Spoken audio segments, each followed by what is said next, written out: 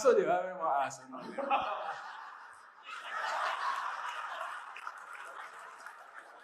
Nakita mo yung picture sa akin. Nakita ko yung picture!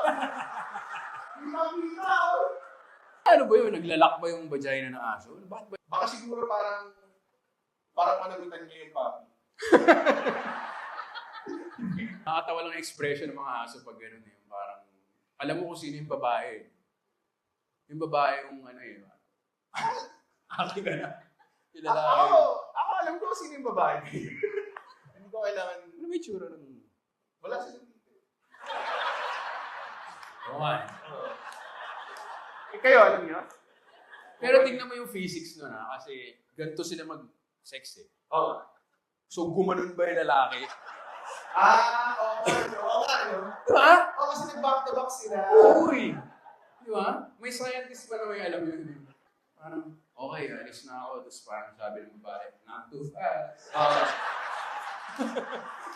Diba? Ang galing nga yun. Hindi naman aso kasi. So, pag-aso, O, teka, gawin natin ha. Try natin.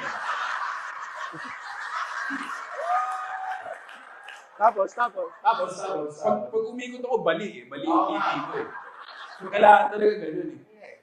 Hindi nyo rin alam eh. Yun lang yung nag-occupy sa utak ko ngayon. Tangin na, mag-iiba algorithm ko nito. Isa ba?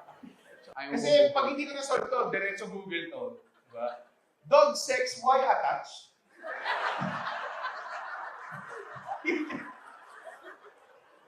Kaya yung chat GPT ko, binabayaran ko eh. medyo malalaan eh. Pati si ChatGPT ko magugulat eh.